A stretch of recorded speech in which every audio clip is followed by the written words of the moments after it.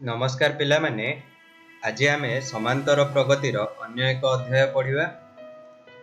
यह विषय रे आमे अंतर सूत्र कौन केतेगुड़िए अभेद संपर्क रे जानिबा एवं सिग्मा चिन्ह कौन यह विषय रे किछि आलोचना करिबा।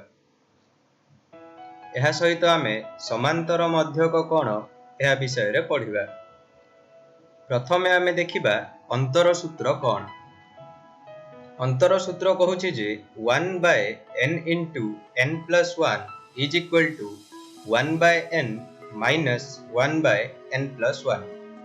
अर्थात गोटे भग्नांशर लब 1 थिबो एवं हर रे जदि दुईटी पद गुणन होइकी रही अछि तेबे ताहाकु आमे अंतर सूत्र द्वारा दुईटी अलग अलग भग्नांश रे परिणत करि परिबा।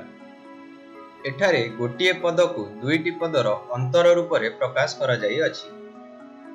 एहार एक उदाहरण आमे देखिबा 1 by 2 को आमे लिखि परिबा 1 by 1 into 2।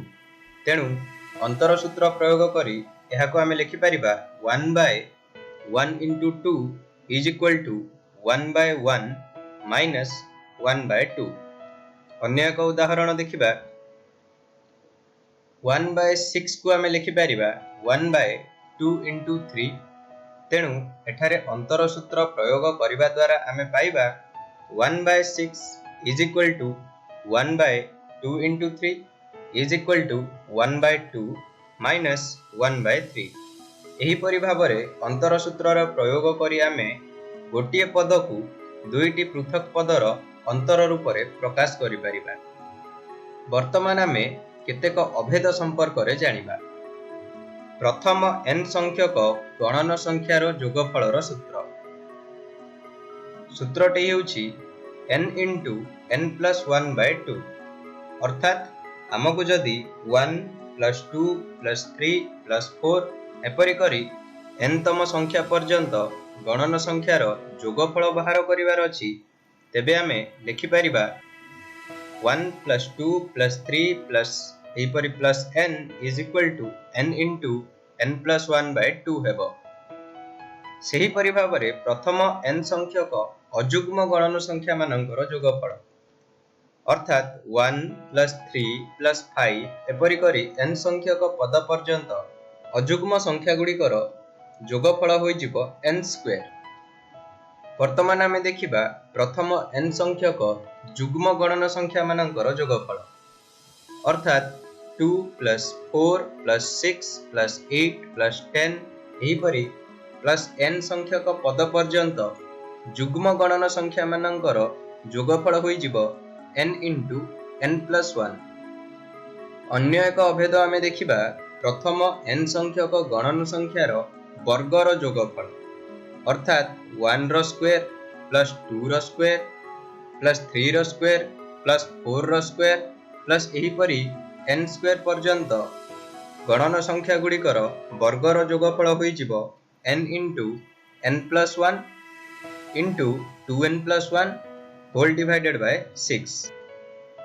सेही परि प्रथम n संख्यक गणन संख्या मानकर घनर जोगफल होई जिवो अर्थात 1 रो क्यूब प्लस 2 रो क्यूब प्लस 3 रो क्यूब प्लस 4 रो क्यूब प्लस 5 रो क्यूब एपरि n क्यूब पर्यंत n संख्यक गणन संख्या मानकर घनर जोगफल होई जिवो n into n plus 1 by 2 row whole square. वर्तमान आमे जानिबा सिग्मा चिन्ह कौन। पद मानकर समष्टि को संक्षेप रे ग्रीक अक्षर सिग्मा व्यवहार करा जाई प्रकाश करा जाई थाए। अर्थात आमे जदि 1 plus 2 plus 3 plus 4 एहीपरि n संख्यक पद गुडी को जोग करूछु तेबे आमे एहाकू सिग्मा n बोली लिखि परिबा।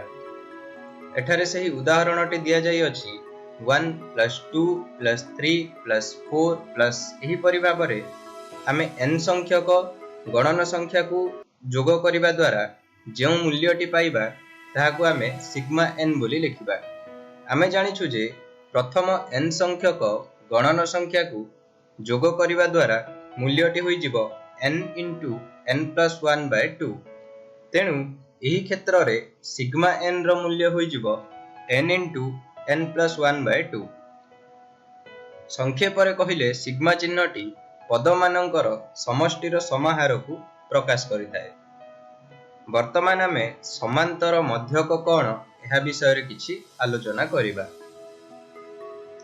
ଗୋଟି ସଂଖ୍ୟା a ଏବଂ b ଦିଆଯାଇଥିଲେ ସେ ସଂଖ୍ୟା ଦୁଇଟିର ସମାନ୍ତର ମଧ୍ୟକ ହୋଇଯିବ x = a + b/2।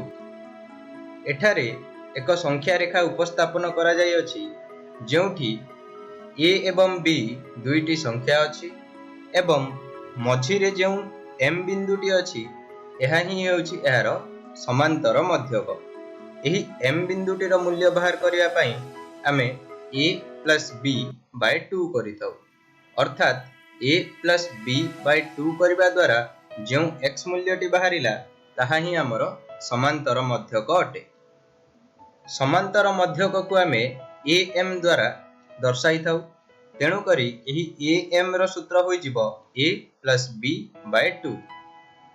am ହେବା ପାଇଁ ଆମକୁ ସଂଖ୍ୟାଗୁଡ଼ିକ AP ରେ ରହିବା ଆବଶ୍ୟକ, ଅର୍ଥାତ୍ ସଂଖ୍ୟାଗୁଡ଼ିକ ଯଦି ସମାନ୍ତର ପ୍ରଗତିରେ ଅଛନ୍ତି ତେବେ ସେପରି ସଂଖ୍ୟାଗୁଡ଼ିକର ସମାନ୍ତର ମଧ୍ୟକକୁ ଆମେ am ବୋଲି କହିବା ଏବଂ ଏହାର ମଧ୍ୟକ ନିର୍ଣ୍ଣୟ କରିବା ପାଇଁ ଆମେ a + b/2 କରିବା।